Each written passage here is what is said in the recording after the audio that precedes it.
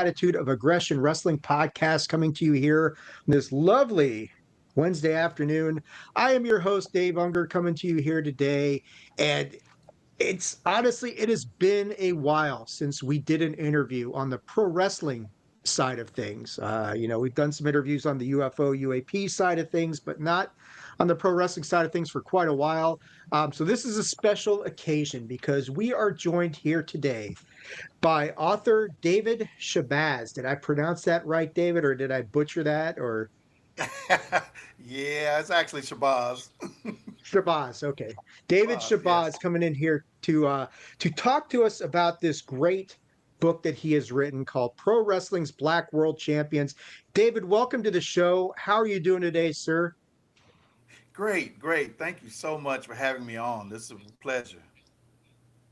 Yeah, I'm thrilled to get you on here. I know we've been working on this for quite a while. It's been like a month we've been talking about doing this, and the holidays Right. came here and all that fun stuff, and that was great. But I'm really thrilled to get you on here. So let me kind of start off by just getting some background information on you and kind of like your early interest in professional wrestling. So when did you first start watching, professional wrestling? And like, was there anything specific that turned you into a fan, like a match, a moment, a wrestler, or anything like that? No, not really. I've been a wrestling fan all my life. My parents watched pro wrestling, so it was on the TV when I was a kid. So I grew up watching it. So it was just basically a part of my DNA. Awesome. So you got in through your parents, and they kind of got you into this whole thing. So like, who were some of the wrestlers who you recall being like most influential or impactful to you?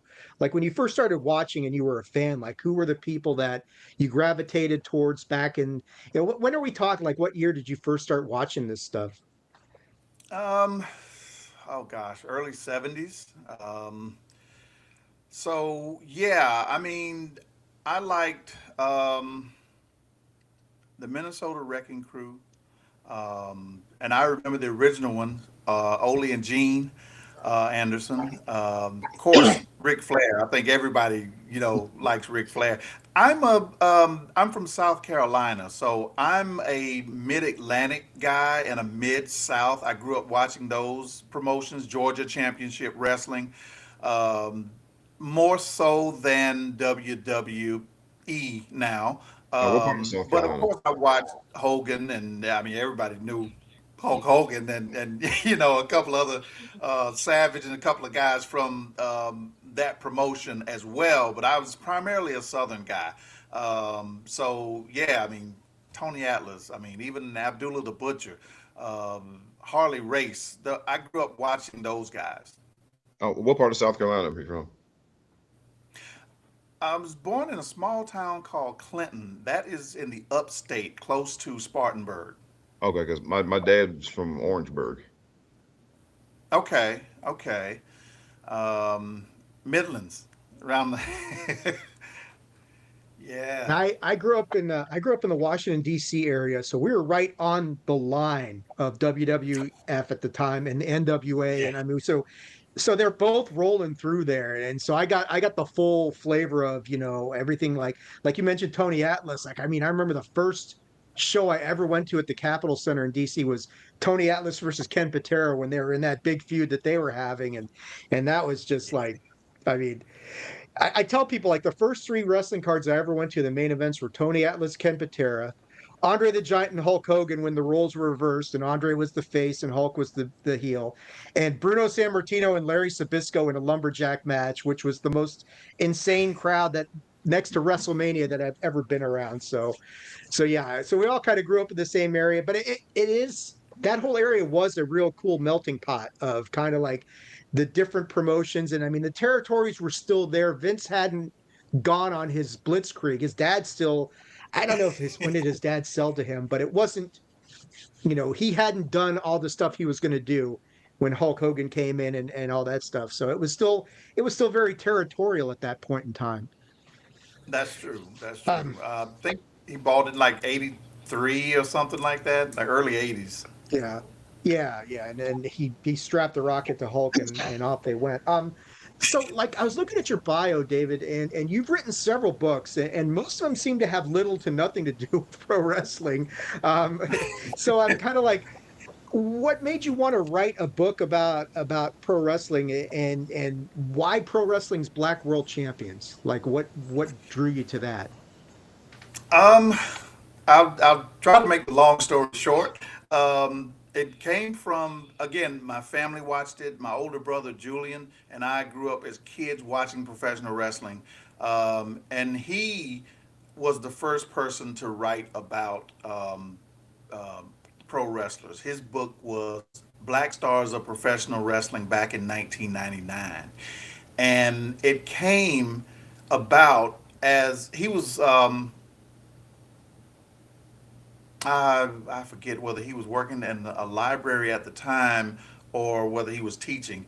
But I know my brother spent a lot of years as a librarian, and so he was researching certain people, and he noticed that it wasn't a lot of research. In 1998, I believe it was early '98, Bobo Brazil died, and then JYD died in like June or something like that, and I think that just triggered my brother, and he started writing about it, and that book um, really kind of started everything off. And my brother passed in 2020, and I found his manuscript for Pro Wrestling's Black World Champions. And at the time, it was a small ebook. There was only about maybe 13 people in that particular book. And so I thought, wow, this would be a good way to pay some homage to my brother and just kind of update that book and put it back out. And that's sort of where it came from. I put out a second edition in 2022. And of course, there have been a few more champions. And so I put out this one in last year. And this one is, I have to give my brother credit for starting everything, but I could not say he helped me write this one. This is signature me all the way. Well, my deepest condolences on the passing of your Yes. brother, and it's great that you took up the mantle that he started and ran with that. So is that the biggest difference between this third edition and the second edition? Is just additional champions that were added to the mix, or were there any more substantive changes than that? Yes. I gave, in addition to the bios that he gave for everybody, I also listed their belts, their major accomplishments, and this one has tag team champions as well. The first one just had the singular heavyweight champions. And by the way, this is just the people who won the world heavyweight title. Right, I guess right. now there are some forerunners in there because there were people who led up to Ron Simmons winning the belt. So there are a couple of forerunners in there who did not technically have, um, the belt from one of the major federations. But I think that their role was significant in leading up to Ron Simmons being able to become champion. Yeah, you talk about, and in the book, you've got the Trailblazers section, which has people like Bobo Brazil, you mentioned Bearcat Wright, Ernie Ladd, Yes. to pull the curtain back completely for people. I didn't send David a email earlier today. I said, hey, there's like one guy missing from here, and you already mentioned him. So I kind of want to ask you about Junkyard Dog. We know he never held a world title, wildly popular, especially in Mid South and even in WWE. I mean, that whole WrestleMania 3 thing with the King Harley race and all that. Yeah. And so, like, I guess along those lines, what was your criteria for that section, like the Trailblazers, as to like, and I'm not obviously not criticizing you, but I'm just like, how come JYD wasn't in there or, somebody like that? Yeah, and that's again that's a fair question. It's really just a judgment call. Um, Bearcat Wright was recognized as having a version of the belt. He won the WWA belt, and that being on, I think they also went by the name of Big Time Wrestling, but being Yeah. on the Pacific Coast, they could have matches in Mexico and the Rock's family's promotion out in Samoa, and so they could kind of say, in Canada, of course, they could sort of say that they kind of had a claim to being a world title, although they were still not really. They were affiliated. They had just broken off from the NWA, but they were still basically affiliated with the NWA. So all of those folks held Art Thomas, Ernie Ladd, Bobo. They all held that belt. That's why, and that was the only criteria for them being included. And Ethel Johnson was included. She never had anything other than the women's colored title because that's all she was allowed to have as a singles wrestler. But she was able to team with June Byers and win the NWA Women's World Tag Team title. So I felt that was worthy enough to include her because it's not your fault. It's like, in football, sports, and you can only play the opponent that's in your conference. So you can't really Right. penalize them for that. Got you. Got you. Rob, jump in here whenever you want, man. Otherwise, I'll just, you know me, I'll just keep talking All until you right. shut me up. So, Well, I'm just now learning that there was an NWA Women's Tag Team Championship. So this is just listening to you has been educational. Yeah, um, along those lines, the women's. I'm actually glad to see that there are a lot more titles for women now, because at one time they only had their world title. Now they have a current tag team title now, and a women's intercontinental title, and I think AEW also has, different belts for their women as well, and Yeah. that's real progress being made. And TNA does also. They have a women's. Well, TNA's had a women's tag team title for longer than anyone else, actually. Hmm. I guess I'm wondering, and I know, like you've talked about your brother's influence and that sort of thing, but was there a specific reason you wanted to like focus on world champions rather than taking like a broader view of significant Black pro wrestlers, or why it was? And I'm just kind of curious, like why world champions? What was that? Why was that the focus? Well, it's still to really stay in harmony with his theme. That was what it was all about. And he was originally, that idea came from, he was originally commissioned from one of the magazines at the time. I believe it was Kayfabe magazine. They commissioned him to write an article on the Black World Champions, and so that's where the whole ebook came from and everything. So I wanted to be true to that.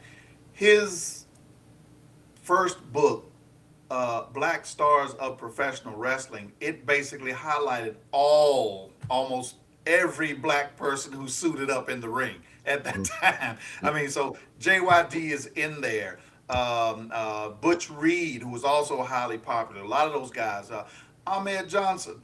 Ahmed Johnson. And I'm real fond of Ahmed. And I'm actually trying to push to get Ahmed into the WWE Hall of Fame.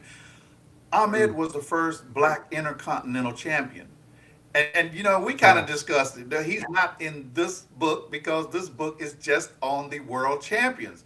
And he said, well, I won the USWA belt, but USWA was not really considered, one of the major federations at that time. I think they were trying to be because when Jerry Lawler it was world class heavyweight title with the AWA to create the USWA. The AWA pulled out shortly after Lawler won the belt, and they stopped recognizing him. So it went back to where it was before it even got launched off the ground. So yeah, it's just really, it's just a judgment call. It wasn't trying to, and it really couldn't put everybody in that book. When we're talking, if we're just going to talk about world champions, then I would be. Godfather won that belt. Coco Beware. Well, then I have to put everybody in there. That's kind of Yeah. diminishing it. Yeah, and it's funny you mentioned Ahmed Johnson because we've got this thing on the Attitude of Regression we've been doing for a few years now. The we call it the Big Five Project. We were going chronologically through like the Big Five pay-per-views, and we started at WrestleMania 1, and we just got through like, what did we just do, Rob? King of the Ring 96, right? And Yeah. that's ironically enough where Ahmed won the Intercontinental Championship for the first time and became the first Black IC champion. So that when you mentioned that, I was like, yep, this sounds very familiar. Speaking of world champions, though, I mean, I mean, I know we're talking about some of the guys who didn't make the cut, but man, your book is a literal who's who of the very best black wrestlers, world champions or otherwise, of all time. Um, and I want to get to of course, the big names in a little bit, but like, who are some of the lesser known champions you have in your book, which you would suggest that anybody who's reading your book should pay more, pay special attention to some of these guys who are maybe not household names, but you really think that they deserve some extra attention? Um, One that comes to mind is Jonathan Gresham. Um, Jonathan, he was a title holder in Ring of Honor, and actually his wife, I think, because of their TNA affiliation and that with WWE, I think that she was on WWE's probably the NXT card, Jordan Grace. Yeah. So and I think he can get a lot.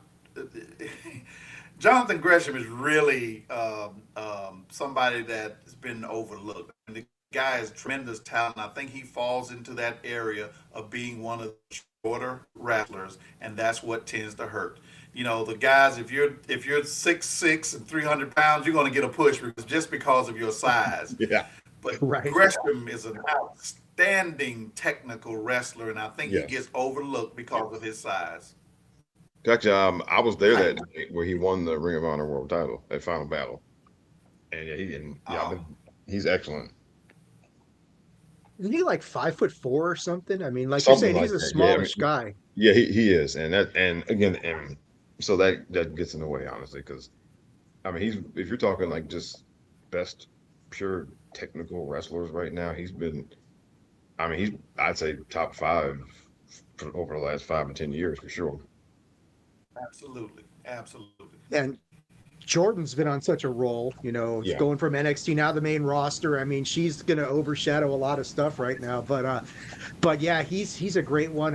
Any other ones in the book that you think stand out, David? Uh, I've mentioned Jay Lethal before. I think Jay sort of gets. Look, I love his mic skills to go along with his in-ring performance. With the women, I would say Awesome Kong. I don't know if Mm. she's still active now, um, but she was definitely somebody that people should pay more attention to as well. Yeah, she was known as Karma when she was in WWE. Yes, Right. yes. So And her. Go ahead, Rob. I think she's not retired fully. I think she occasionally pops up and does a spot here or there, but she's not full time anymore for sure. And her Okay. career kind of got cut a little bit short because she got pregnant, right? I mean, that's kind of what While she was in really. WWE, yeah. Yeah, it's like, well, that shouldn't cut your career. I mean, look at Naomi right now, and she's working it while she's out on maternity leave. But it was a different time frame. That was Yeah. a totally different thing. Um, Going to the other Yeah. extreme, David. Talking about the more well-known people. I mean, what, in your opinion, which of the black world champions have made the biggest impact to the sport? I mean, some names are certainly going to jump to mind right away, but I just wanted you to comment on that. Like some of the bigger names, who do you think has made the biggest impact to pro wrestling from the guys who are in your book? Yeah, I mean, I think everybody probably knows Ron Simmons, The Rock, but guys like Bobby Lashley. I think Bobby has done a lot for this business. Bobby has been world champion in a couple of different federations. He's been a Yeah. champion, almost everywhere he goes, and so I think he's still underrated, underappreciated to a certain extent. Um, Shelton Benjamin. Shelton is in the book because as a member of the Hurt Business, not as a singles title holder. But Shelton is also an excellent wrestler. Um, I was a little disappointed with the lack of a push that Kofi Kingston received. And I kind of think Big E as well. I didn't appreciate the way that Kofi had to fight to get the title. I mean, they sent him through the gauntlet, which kind of made him worthy and deserving of it. And it's kind of unceremonious to have your world champion lose the belt in like 10 seconds. And I understand Brock Lesnar is Brock, but come on now, you're Oh, diminishing the belt itself when you do that. so like Rob was mentioning, he was at Final Battle when Gresham won the title. I was in LA that night when they debuted on Fox, and Brock beat Kofi in 10 seconds. And it was, the disappointment in that arena was pretty palpable because, like, a lot of people were hoping maybe Kofi's going to pull this massive upset and just defeat him to Brock like that. And I understand, you're going for a big rating because it's the debut on Fox and all that kind of crap. But man, that just did not, like you're saying, David, because everything that they made Kofi go through for Kofi Mania to lead up to Right. that, and then to just have it taken away that remarkably quickly, um, was so underwhelming. It just left such a bad taste. And I know Rob shaking his head. I know you hated the damn thing, Rob. So Uh, you know, and I've got I've, yeah. I've got this the shot of your book, David, up on the screen with us. Pro Wrestling's Black World Champions third edition. It's available on Amazon at Yes. any other great booksellers out there. So please pick up your copy. Support this great work by David. But go ahead, Rob. Vent about Kofi, man. I know you want to. I Um, could see it in your face. um, put it this way, there are a few booking decisions that I would say the majority of black wrestling fans are just not going to let go, and that's one of them. Okay. That's Um, definitely one. that's one. The Booker and Hunter WrestleMania 19 is another one. That's probably number one on the Uh, list. hold that thought, because I Okay. actually have something specific about that I want to ask Okay. David, and you as well, Rob, because I'm the middle-aged white guy here, so like my opinion is really kind of irrelevant to all this stuff. But Yeah. all I'm doing is just running the show behind I the mean, scenes, if But yeah, it's just, I mean, and look, I have heard, people who are kind of neutral observers explain, try to give a logical explanation as to why Kofi and Brock went the way it did, because, they were short on TV time, because the other stuff was, the Rock was out there for like a half hour, you know, and ate up all yeah. the time, so they had to do it fast and all this kind of stuff. And look, you can give me every logical explanation. You can even if it makes sense, I'm still gonna just look at you like, really? Like, no, just no. Sorry.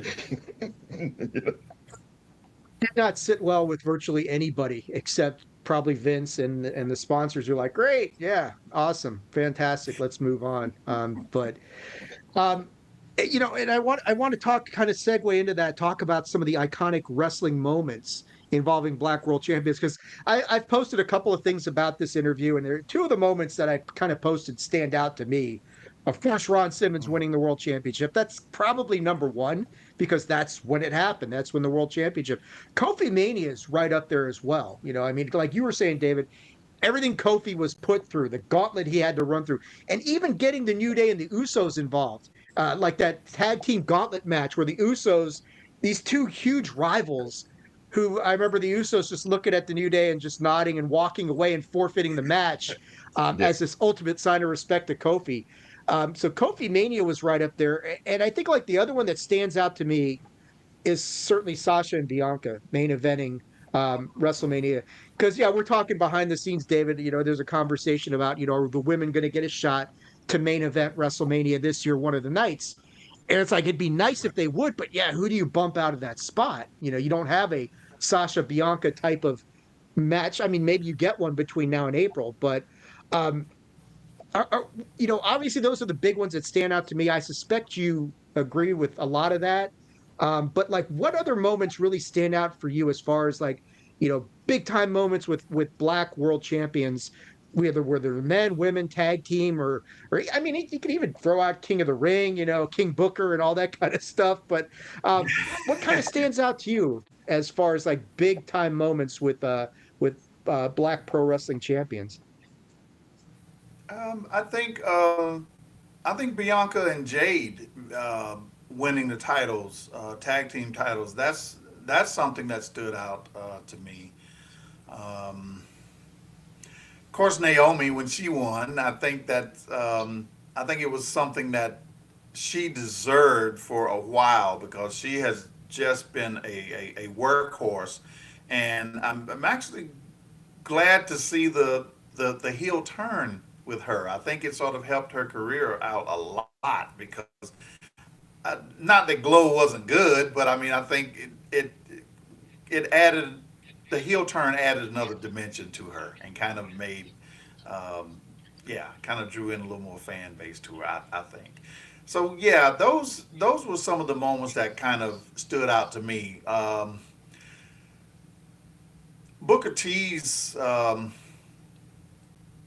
five-time WCW championship was always something that was great. I mean, and Booker T was also first African American WCW television champion as well, and I think he won the television championship like 5 times. So Oh, his yeah. his reign, yeah, his reign is just phenomenal. His career at WCW definitely is something that stands on its own.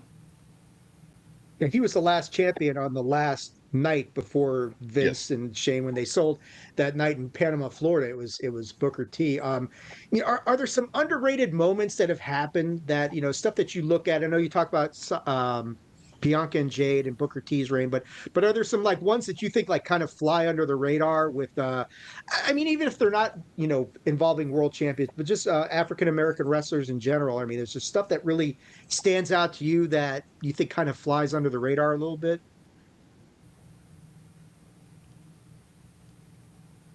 Well, I think not to jump in, but like Butcher Reed, Ron Simmons when they were NWA World Tag Team Champions. Doom when they were Doom. Yeah. Yeah, they're in your book, David. They're one of the champions you talk about and kind of how and I like, you describe how woman got involved, Nancy Benoit, before, yeah, I said his name. Get over it. That sort of thing. When she was there and how she became the manager and how they were and I like how you described it because they were wearing masks, but everybody knew who Doom was back then. It's like, well, Yeah. your roster of African American wrestlers is not exactly deep, Jim Crockett. So we kind of know who these guys are. But Right. yeah, I like that, Rob. They were an underrated. I mean, they beat the Steiners. They were involved with matches against the Road Warriors and all this other stuff. So I like Mhm. that call. Yeah. Anything like that, David? I mean, I think that's a good shout to Doom there. Yeah, definitely. Well, I'm trying to think about some things to keep it positive because a lot of the things that sort of stood out was like the negative images. But I'm glad to see people move away from uh, the Kamala, the Abdullah the Butcher, the Savages, the Crime Time, even recently, and I mean, well, actually, even Street Profits is not really negative, but it's still talking street level, and black performers can be more than that. And that's one of the things. That's what really kind of stands out to me. And I don't really want to go into the negative aspect of it, but I like to see Sure. people playing different roles instead of the stereotypical roles all the time. Yeah, that's fair enough. I mean, and we'll talk about one of the more controversial moments in a little bit because I don't think you can talk about this area and not get into some of that stuff as we go along. But before we get into that, let's talk about the rise of women's wrestling in general because you've you mentioned Bianca and you mentioned Jade, and we talked about Sasha Banks, Mercedes Moné, whatever you want to call her, and Bianca at WrestleMania. Um, and it's like I remember when the women's revolution began, you had Team Bad was one of the three factions that were at the center of it all. When everything changed and it went from divas to hey, we're going back to women's wrestling. Um, how important and you look at that, what Robin, correct me if it was Naomi, Sasha, and was it Tamina? Was that Yes. Team Bad Yeah. back? So, Yes. you know, you look at that and how they were at the center of this explosion of this influx of women's talent, just the changing of the industry. So, how important do you think that black female wrestlers have been as far as this push to getting women's wrestling to a new level of popularity where we're actually having conversations like, hey, could the women main event WrestleMania? It's happened before. Could they do it again? So, important do you think black female wrestlers have been as far as pushing that forward? I think they've been very instrumental. That was definitely something that Sasha Mercedes Monet definitely wanted to do. I mean, she was very serious about the craft and wanted people to take women's wrestling seriously. And so that's one thing that she really pushed and really brought to the forefront. And because of Team Bad, I mean, they were right along. Everybody was thinking along the same lines. And to have course, Charlotte Flair, because she understands the business, and she was like, yeah, so she respects it too. So having because that's another part of it too. You've got to have the good competition. So there were enough female wrestlers who were really genuinely committed to the craft. Bailey, you know, they were committed to it, and so um, that's what really made the change come about. And all the women, yeah, I mean, they're beautiful women, and they know that, but they wanted to be respected for their talent in the ring. And yeah, the black females played a big part in that. Yeah, and you mentioned Bailey as well, and I mean, where's women's wrestling at without that iconic match between Sasha and Bailey at NXT Takeover Brooklyn? I mean that really showed a lot of people, and this is like allegedly the developmental area. NXT was developmental back in those days, but it showed, hey, these girls can really, really go. And so when Sasha came up along with Charlotte and Becky, it made a huge, huge difference. There have been a lot of significant and great black female champions. Um, who do you feel is the most significant as far as the female black champions that so far? I mean, there's been a few, but I'm just wondering, does one stand out as being like the leader of the in the clubhouse sort of thing? Um, to me, I'm seeing a tie between Sasha Mercedes Monet um, and Bianca Belair. I think those are two of the top women, two of the most talented. And yeah, I'm just seeing a tie between those two. No, that's fair enough. Do you look at Mercedes as kind of like the leader in the industry right now? I mean, obviously she's got more titles than I even knew existed at this point in time. But and I don't know. I mean, do you think that's a good thing for the industry, or is that are we just kind of like, okay, this is a bit much at this point in time? But how do you feel about Mercedes? I, I think she's I think she's definitely one of the leaders, if not the leaders, at this point in time. I do kind of have, like you, I do kind of have mixed emotions about winning so many titles. So now, because if you continue to do that, I don't want it to become a caricature of herself. And now it's just kind of like, okay, can go into being something other than at first, a great feat. Now it's like, okay, you're just going after every little thing, and I don't want it to turn into something, a joke, like a 24/7 title, something like that. Um, but yeah, but as far as her talent goes, she's phenomenal. She's an excellent performer, and I think that she's probably leading the pack right now. Rob, you agree with that? And I I mean, I believe know you AEW watch is pulling back for some reason. Yeah, and well, I think honestly, her going to a second company and also, basically, you know, rising to the top there as well. I think that just adds a whole nother kind of level to her career.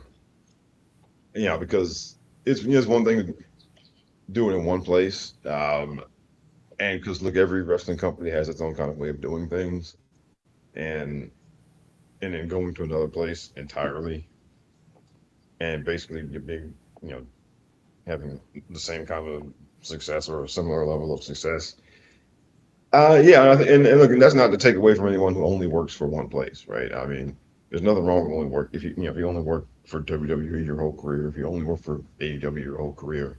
I mean, that's not necessarily a knock on you, but if I mean, like doing it in both places, and then I mean, yeah, I mean that it's just because it's it's two different ways of doing things, right? I mean, so I mean, if you were to ask me amongst like black women wrestlers right now, yeah, I would I would because of that.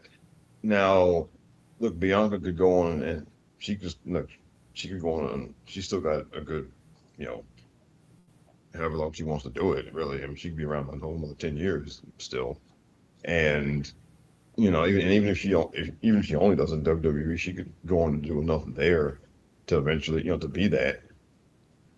But look, I put them, they're one and two. I mean, honestly, it just really just to me, it comes down to just how just how your own kind of viewpoint, really. But I think I put them at one and two. I mean, her winning That all goes those for titles Naomi certainly too. for yeah, Naomi too. I mean, when she gets, I mean, if Jim could keep his hands off of her, that would help, I mean, but obviously that's not happening. Um,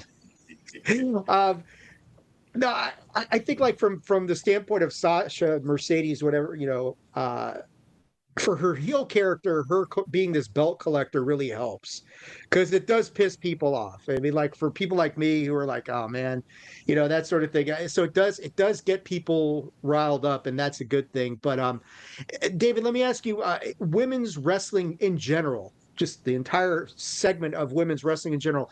Uh, what's your Mhm. outlook on that? Do you feel good about where they are, or are you pessimistic or middle of the road? How do you feel about women's wrestling in general? I feel good about it in general. I mean, because as I mentioned earlier, they have more titles. They have more to work for now because it can be discouraging when there's only one belt. So it's only one person can be the king of the hill, if you will.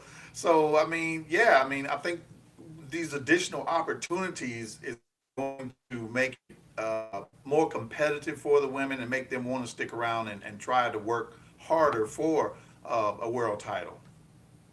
Yeah, I'm really happy The with the sec direction it's going in. I think the secondary titles were way overdue.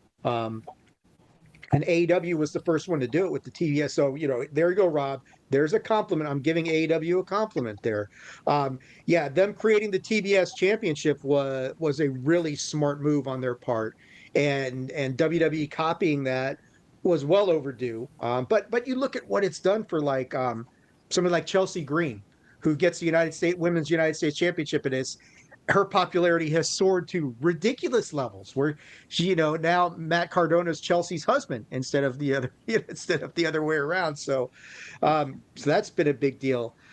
Uh, let me move to the last third of your book because you dedicated that to tag teams, and I know Mhm. we kind of mentioned tag teams before, um, and like to me it seems like and I preface this because we've gone through that big five project I was talking about, so we went through like the golden era of tag team wrestling where you had like Doom, you had the Hart Foundation, you had the British Bulldogs, Demolition, Legion of Doom, all these iconic tag teams. And then you kind of got to the point where we're dealing with the Godwins and some of these other guys, and you're like, oh, this is Mm. this is so good. And it's certainly not that bleak right now, but do you feel that tag team wrestling in general is kind of a lost art form under the current product? Yes. Um, we we certainly don't have those iconic tag teams like the Steiner brothers, Doom, Harlem Heat, Road Warriors. I mean, Ming and the Barbarian. We just don't have those kinds of tag teams anymore. I hope it comes back. I'm hopeful, but right now, no, I don't see it. Do you have any ideas how we can get tag team wrestling back to that point? Is it purely talent, or is it just a matter of how, is it talent? Is it stories? Is it how it's presented? Do you have any thoughts on how we can get tag team wrestling back to a much better place where it deserves to be? It's both. It's the talent to deliver, but it's also the storyline, the marketing. They have to build those feuds again. I mean, because and that's what I was talking about. Even like a guy like Jay Lethal, his mic skills. I mean, you've got to be able to sell to the audience and build a feud that way. But just come out there, hey, I'm going to kick your butt. Okay, that's not that's not the same as saying going to lay the smackdown on you. So, you got to be a little more colorful and you just have to build those feuds. And if they build feuds properly, they can put tag teams together. And and even if it's an unlikely tag team, a RK Bro, something like that, where Randy's clearly like, why am I with this guy? And it's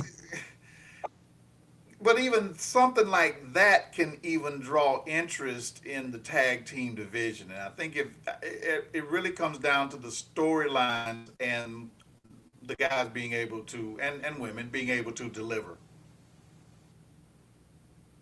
Rob, what do you think about that, man? I know this isn't Uh, your interview, but I'm yeah, kind of curious your thoughts on tag team wrestling, and because we've talked about this. yeah. Well, look at like if you look at the women's tag team division in WWE, I mean, it got revitalized over the past year because they put big name people in it, right? I mean, they put Charlotte and Alexa, and now Rhea and Io, and Asuka and Kyrie, and now Nia Jax is in there with Lash Legend now. I mean, they woke up the division by putting big name people in it.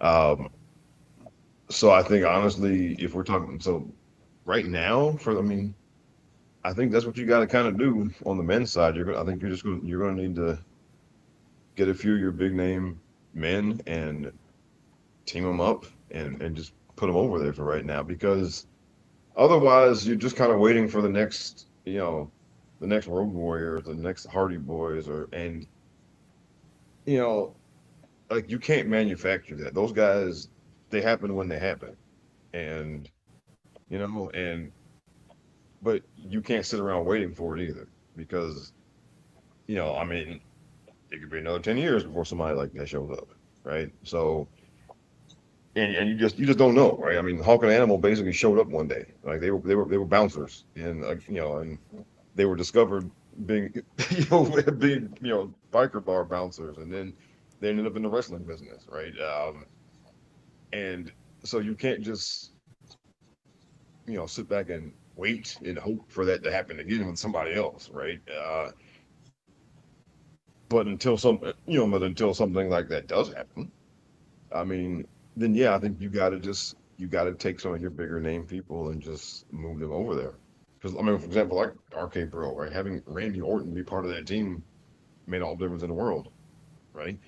Um, and Well, like it's either that or yeah, kind of like what David was alluding to. You got to have the story because what was it, 2, 3 years ago?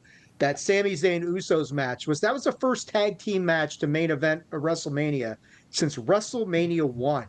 yes, And it was all based on the story involved in that whole thing, and the Sami Zayn, his journey, which was kind of similar to Kofi Mania, but not exactly. But um, so yeah, I mean, even if, and I agree with you, Rob, it'd be great to get some of these, to get something like the Mega Powers, together again and revamp that storyline with Roman and somebody exploding, that sort of thing. But short of that, you need the right story to do that.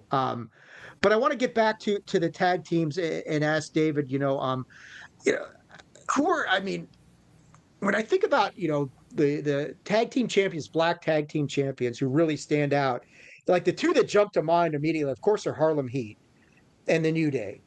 Oh, Um, are there others that I mean, you've talked. I mean, are there others that I've missed that you put up there? I mean, like the Soul Connection, you talked about them in your book, Tony Atlas and Rocky Johnson, of course. And I didn't realize till reading your book just these two guys did not get along at all. And then, reading through your book, I'm like, oh, okay. I thought they were better buds than that, but apparently not. But um, are there other teams that really stand out to you as far as black tag team world champions, other than Harlem Heat and New Day are kind of on different levels from everybody else, I think. yeah, I really liked. Um,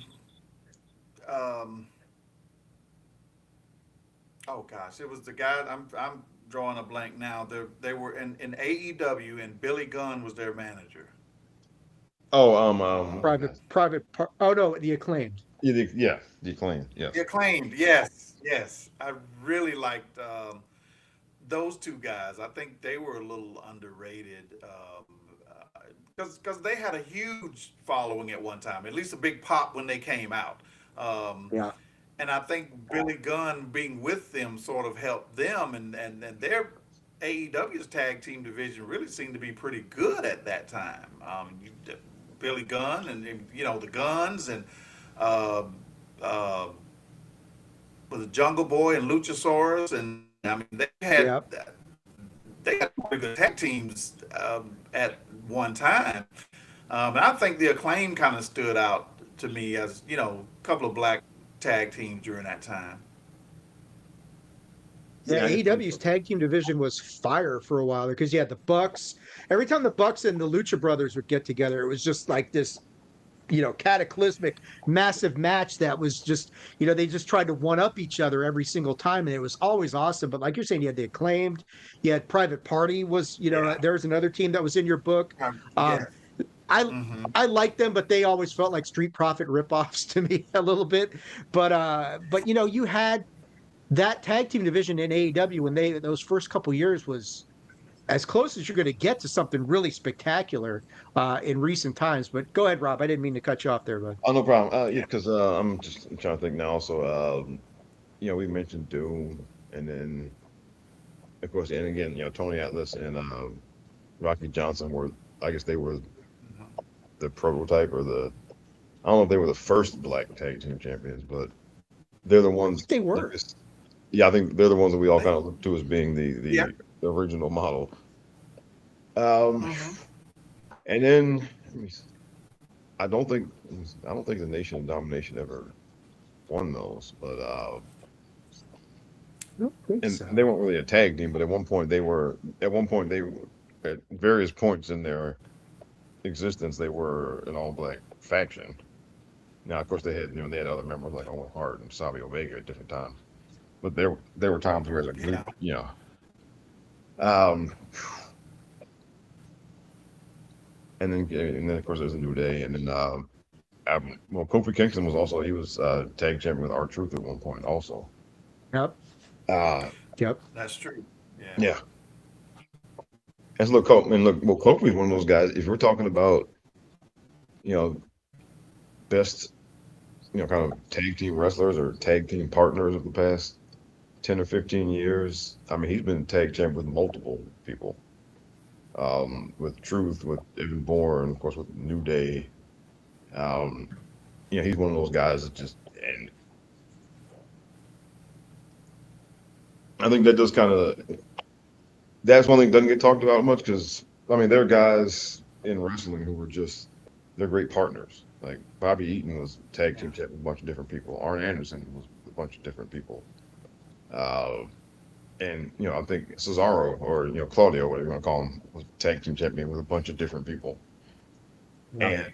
And so I think somebody like Kofi, for all the things Kofi has done, that's one of the things that kind of doesn't get talked about as much because he was a tag team champion with so many different people.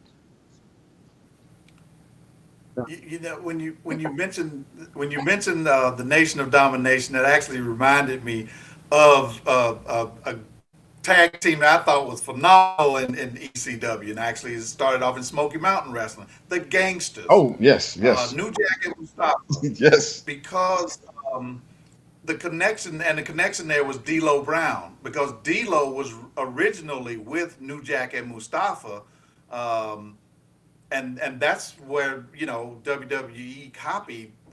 That's where Nation of Domination came from. It was basically copying what New Jack and Mustafa did and D'Lo in Smoky Mountain Wrestling. Yeah, it was a much more TV friendly version, I would say. 'Cause, yeah, Yeah, because Yeah, look, New Jack, I New think Jack yeah. wasn't maybe New Jack, known for his New Jack wasn't known for his wholesome family entertainment. That's for um, sure. But yeah, and not at all. yeah. Well, it's funny because I mean they were heels, and Jim Cornette ran Smoky Mountain Wrestling, and basically, the story is he basically just told them, just go out and say some stuff to piss off the white people, and yeah, Right. they were good at that. Yeah, they were good at that. Um, Speaking of pissing off white people, let's talk about this a little bit because I'm not doing my job here, David, if I don't, and for you too, Rob, if I don't at least address the issue of racism in wrestling. Because we know it's been a huge problem for many years. And Rob, this is where I'm going to tie in the Triple H Booker T controversy at WrestleMania 19, which may be the low point in this whole conversation about racism in wrestling. You know, is that the lowest point that you guys can think of as far as where we reached rock bottom as far as the racism issue? I mean, David, you mentioned a lot of stuff, the portrayal of like Kamala as a savage, and some of the I think like Harlem Heat used to come to the ring wearing, prison chains and shit like that. And, that's Hmm. not cool. That's wrong. But the Triple H Booker T thing was really bad because they not only did they play up the racism angle as part yeah, of the angle, but then they didn't have Booker T prevail in the end. They had Triple H go over, which just sat as wrong with people as maybe the Kofi Brock situation comes close. But to me, it was always the Triple H Booker T issues. Um, is that the low point you guys think, or did we sink lower at some other point in time beyond that? uh, for me, um, I'd say for me that was the worst because, like you said, they did a whole storyline leading up to that match where I mean, they weren't basically, well, they played up the kind of race angle. Like they didn't come out and explicitly say black, white, but everybody knew what, when they say people like you don't win world championships, everybody knew what, Yeah. everybody could read the subtext there, right? Right, right. And It wasn't so, very subtle, not subtle at no. all. So if you're going to do that, here's the thing. I mean, and look, because in wrestling, look, yes, there are controversial angles. There are things that happen to push buttons, right? Okay, and so if you're going to do that, if you're going to make a big storyline of all that, and then pay it off at WrestleMania, the black guy needs to win. Okay, that's one where Right. And look, Triple H could have won the title back a month or two later or whatever, right? But that particular time, that match needed, that match should have only gone one way. and and there's no explaining out of it really. And so for me, yeah, because look, as much as the Kofi thing burns us up, at least he got to win the title. He got to hold it for 6 months. He went back home to Ghana as the WWE World Champion and got celebrated by people in his home country. Okay, He had some good title defenses. Let's so not at least sugar. I mean, he had some good wins.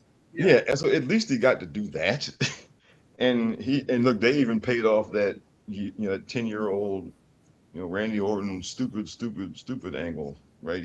He finally got to beat Randy Orton, right, and pay Yep. that. So at least Kofi got to do some things. At least he got to win the belt and he got to do a bunch of things. Booker didn't even get to win it. Okay. Yeah. And Yeah. that's, yeah. And What do you and think, and with David? that, he didn't even get to win a belt that he had already held because that was essentially the WCW World Title. He never held the WWE Championship, which Vince McMahon has a way of doing it. Somebody's a champion in another federation, like Ron Simmons. I think Ric Flair was the only person from WCW, somebody who wasn't part of his organization, that he allowed to hold the championship. Even made Harley Race the king of the ring. That's, come on, that's Harley Yeah. Race.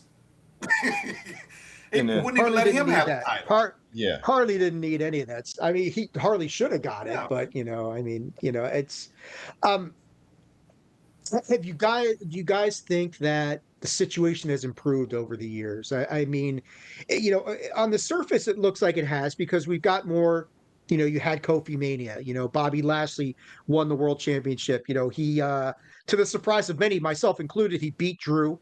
In that rain delayed WrestleMania 37, where I thought, oh, they're going to give Drew the time, give him his big moment in the sun, which they finally have now paid off 4 or 5 years later. But do you guys see that? Do you guys think the situation has improved? Or are there still racial issues and overtones underlying the surface? Oh, David, you start this one. Yeah. Rob's going to think of. I could tell Rob's thinking. I could see the smoke He's coming out of thinking his of head. it. Yeah. I think it's still there somewhat, and I think the promoters are still trying to figure it out because I would even say that Swerve Strickland's run in AEW as their champion didn't really seem to be a great run in terms of having a series of signature wins over people. And it's like now he's just totally removed from it. So it's almost like, so did you give him the belt just to say you gave a black guy the belt? It it almost looks that way because he doesn't even seem. I think they're trying to put him now back into title content, into the picture at least, and that's where I think he belongs. I mean, you should when a person ascends to that level, they should not drop down to mid card. That's the way I feel about it.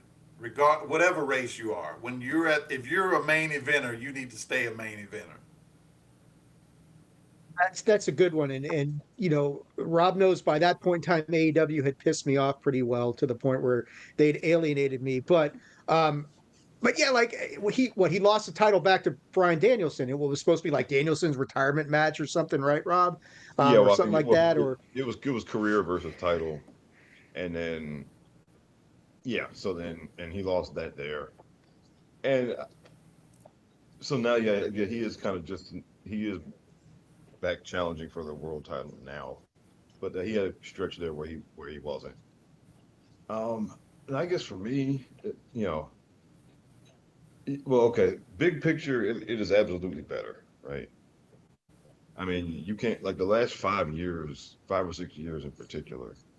Like you can't look at the last. I mean, the last 5 or 6 years are just leaps and bounds better than probably any other time. So, big picture, it is absolutely better. Um, and now, I mean, it's just so. I mean, kind of like in real life, it can be fluid, and there are times where you can look at it where there are times where everything looks great, and then there are times where you kind of look around like, okay, what we doing? Uh, and so it kind of comes and goes, and it's almost situate. I would say it's almost situational now. Big picture, definitely better, but on the micro level, it's very situational. And I guess the thing about it is, you can like us as fans, like we can never let up. Is what I would like when you're in any type of when you're taking any type of activist position on anything, you can never let up, right? Even when things look good, you can never let up because I mean, things can go in the other direction really fast if you're not vigilant, basically. So, And to your point, there are many, and you've heard this as well. We've all heard this, that the belief that Hunter is still engaging in I'd say, a more quiet or subtle form of racism. Um, David, do you agree with that? Do you think do you see signs that Hunter is still kind of, it's not overt. It's much more under the surface sort of thing. That's what a lot of people say. Do you see that in WWE? Yes, I'm not convinced um, that Hunter really cares much at all. I think he'll do what he thinks will make a dollar, but I mean he's done some things even before the Booker T controversy that sort of led up to that. I mean, you guys go back to DX, those DX days, and their spoof over the Nation of Domination coming out in blackface in the year 2000. Really, you come out in blackface? Just that, and not feel any remorse about it, any shame about it. Okay, yeah, we can get over and convince the audience. I mean, that's just, I mean, that's him, and that's okay with him. That I'll do anything that'll sell. That's fine. But I just question his decision making, because especially if we look at Booker T match, that WrestleMania, he could have called it in the ring and let Booker T win, because he's made controversial decisions before. Him and the Click, when Hall and Nash left, he came out when he wasn't supposed to and got suspended for that. But you made that decision to do that. So I mean, you couldn't make this decision in the ring. I mean, come on now. I wish they had somebody else in charge. I think he can recognize the talent, but I don't think Hunter is really interested in uh, giving the push behind the black wrestlers that they need in order to really be successful. That's what he's looking for. If you're saying that, "Oh, we don't give them the push because they don't sell tickets," well, you need better storylines. I mean, if everything is stereotypical, the same thing over and over that we've seen before, you're in charge of the creative. You're supposed to be Right. more creative and create better storylines. And well, I mean, now, I'll play devil's advocate with you guys here, because somebody's going to hear that, say, well, look at Jade Cargill. She's the women's world WWE women's champion right now, and look at the push she's getting. And of course, I can come back and say, yeah, but look how long it took to get her there. That sort of thing. I mean, why did we wait so long? Why, to we finally had to turn her heel, and maybe that I think that's better for Jade's personality as a heel than as a face. That sort of thing. But go ahead, Rob. I didn't mean to cut you off, but I'm oh, just like, I have a tendency to agree with David to a certain extent. I mean, do I think Hunter's trying to be better? Yeah, I think he's trying to be better because he hears the voices a lot more than he did when he was standing behind Vince. Vince didn't give a crap, but I think Hunter actually does hear some of that. I don't know if he's implementing it as quickly as he should, but that's my take on it. I don't know what you think, Rob. well, I guess that's kind of why I said it's situational. Um, because she is the women's world champion today. Um, I guess personally, I didn't like how they just had her lose at SummerSlam. I mean, so I I guess for me, if they were going to have her win the title anyway, then yeah, I thought that was the time to do it. But again, she is the women's world champion today. Um, I guess I mean, so much of it is situational, and because and look now we got three guys coming to the main roster now. Trick, Oba, and Javon Evans, and you know at, at least two out of the three better be main eventers, right? I mean, I was looking at no, you never bat 1,000, right? Somebody always doesn't make it, right? But I would say two out of those three should be, and Well, you know, to your point, Rob, what you're talking about, and David, you can jump in here well as well. whatever issues Hunter may have, Sean certainly does not have those issues because he has pushed black Yeah, wrestlers to the moon in NXT. I mean, Absolutely. you've got Obafemi, the ruler and the destroyer of worlds, and Javon Evans, who you look at this guy and you say, wow, he's so thin, but they have made him into a megastar. Trick Williams, Carmelo Hayes. You look at these guys who that have been developed down in NXT.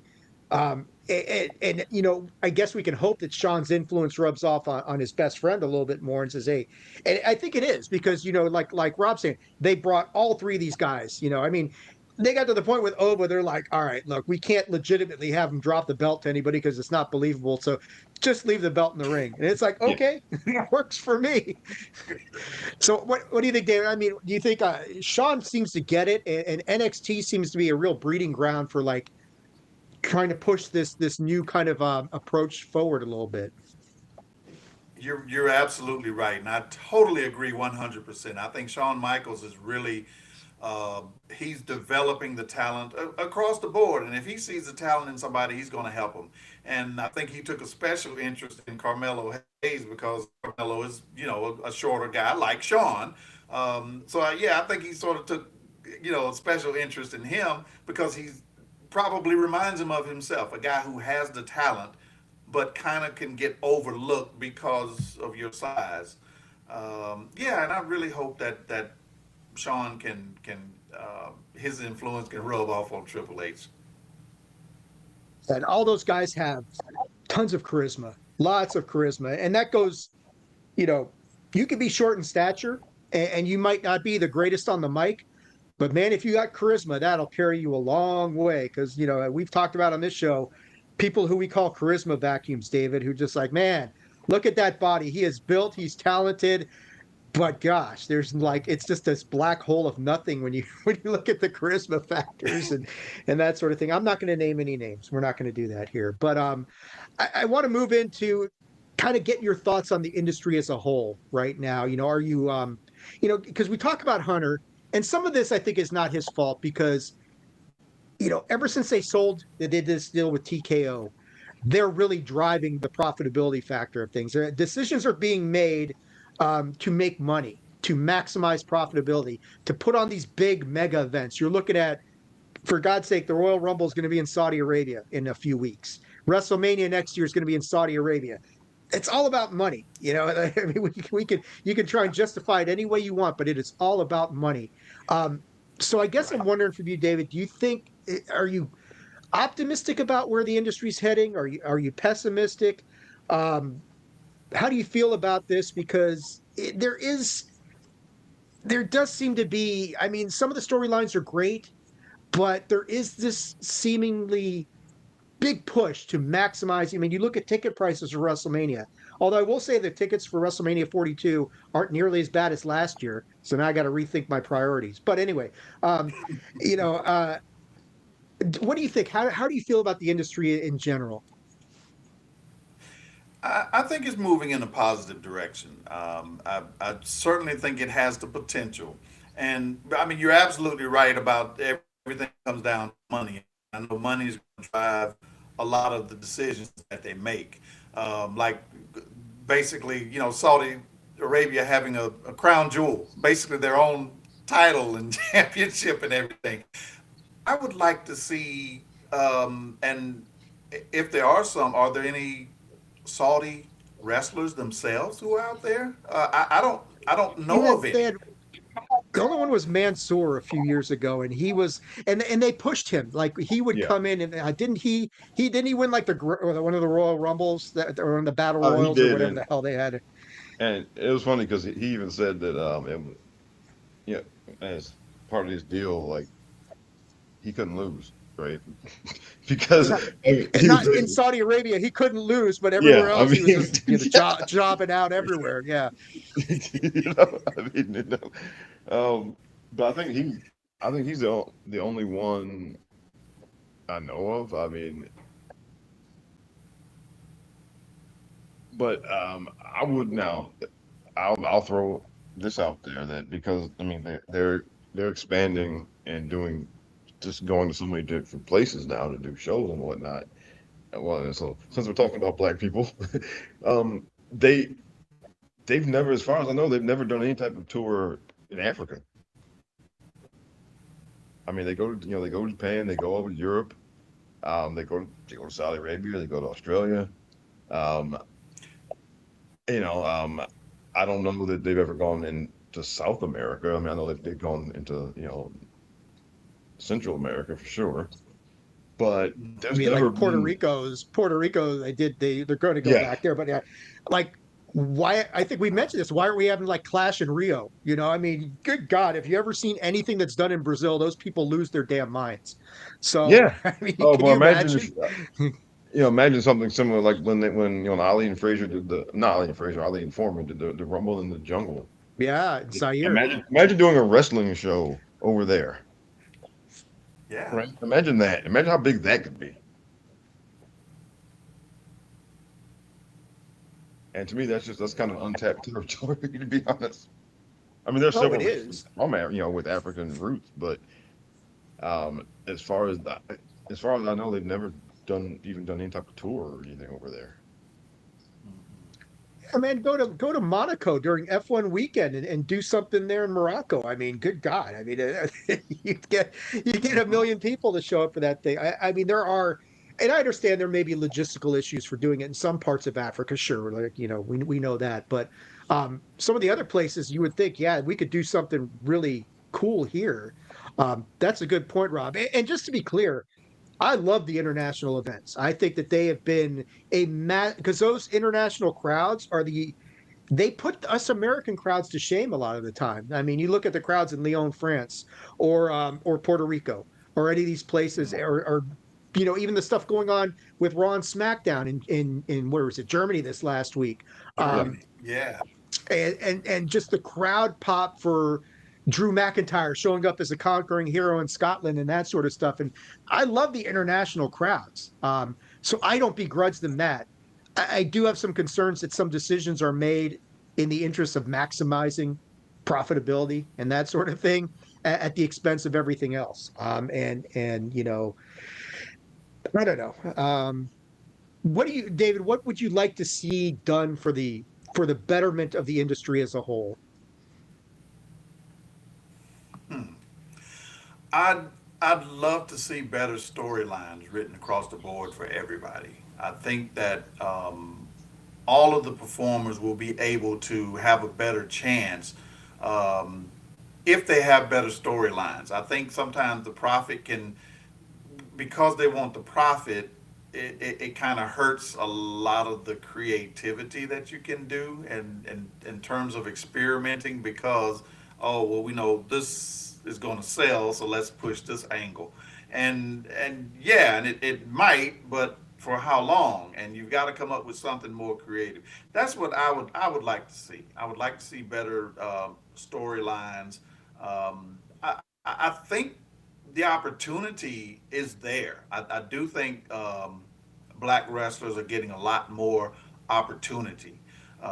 So yeah, I think that's improved a lot. I believe if the marketing, um, the storylines are there, the marketing is there, I think that the product will be much better, and it will make money.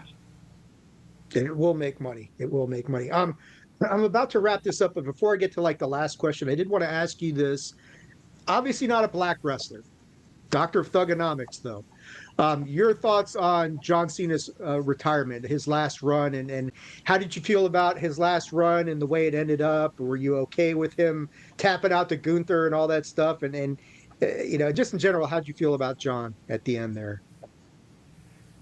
I think he's coming back. I think again that was a way of maximizing profits on him, and because I know he's been in movies and in that Peacemaker, I think that TV show where he's playing a Yeah. superhero, and so yeah, I think he's got a lot of acting projects going on, but I definitely think he's coming back. This was this was just to maximize on his popularity and let's sell it, and also to give Gunther a push as well.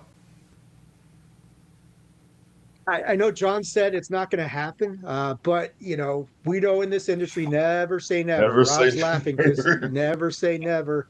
Shawn Right. Michaels wrestled a couple of matches, so I mean, anything's possible. All right, David, before I let you out of here, I got to put you on the spot, man.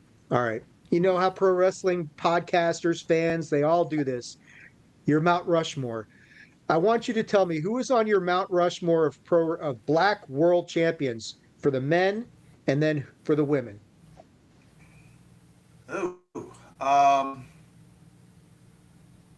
Ron Simmons, The Rock, Bobo Brazil, uh,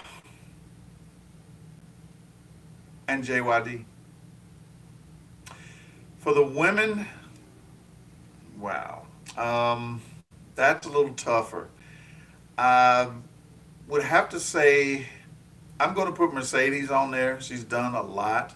Um, Jackie Moore, Jazz, um, Jackie Moore, that's three. Okay. And then I'd go with Awesome Kong for the fourth one. I think I know she's done a lot of work and won a lot of championships in Japan, more so than probably the American audiences realize. But yeah, I would put her on there as well. I like it. I love the list, man. That's great stuff. Well, look, David, I really appreciate you coming on the show, talking to us about all these great issues and talking about your book. Before I let you go, let people know where can they get in touch with you, like social media, any sort of contact information if they got questions for you about the book or anything like that. Just where can people get a hold of you, man? Absolutely. Go to my website, davidlshabazz.com. All of my socials are linked there. My bio, my contact information, everything is there.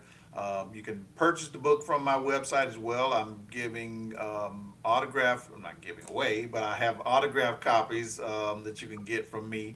Of course, you can get it from Amazon and Barnes and Noble and any other bookstores, and even some of the local bookstores as well. Definitely would be a good Black History Month um, gift to give to somebody since we're on the heels of Black History Month. I think it's a good time to look at that and celebrate the achievements and the accomplishments of the black wrestlers to the sport. That's right. That's coming up, and it would make a great gift as well. I just so you know, I gave you a glowing 5-star review, my friend. I love the book. It was fantastic. I learned a lot. I learned so much from reading the book and just kind of going through and like I said, stuff like I didn't realize that Tony Atlas and Rocky Johnson like actually just wanted to beat the crap out of each other. That's things you learn from Yeah. reading, that sort of thing. Rob, you got any final questions for David before we let him out of here, man? So yeah, one more. So do you plan on writing anything else in the future, or Yes, we're actually working on. Well, I don't know how much I can say, but I'm actually working on a book with a professional wrestler oh, that's kind of related, but not really. So that's in the works. And I put out my brother's book recently. I updated um, his Black Stars of Pro Wrestling. He put it out in 2019, and again, and he passed in 2020, the following year. So he didn't really have a chance to Mm. promote it. And when he passed, the book just sort of disappeared, went out of print, and I'm struggling to try to get the rights of it from the publisher because I saw it one time on Amazon. Somebody was selling one for like $700 because they knew it was out of print, and I'm like, that's not Wow. what he intended. He didn't want to intend to rip people off. So I've just put that. I just got the rights to it and everything, and put it back out. I put out a fourth edition because I added a few new people in there and what he had because that was like 6 years ago. So yeah, that's out there as well. That's done, and I am working on another one, but you guys will know when I can talk about it. Hey, David, look, Rob and I do stuff on the UFO and UAP side of the fence, so we know all about keeping secrets and keeping our mouth shut when we have to. So, that's that sort of thing. Rob, you got anything else for David before we let him out of here, man? No, man. Just thanks for coming on. It's been real. It's been a lot of fun, man. Yeah. Thank you. Thank Thank you you so both. I much, really David. appreciate it. We Thank really you. appreciate you coming on, and we look forward to your future projects, man. Thank you so much. And we'll be talking to you soon, David.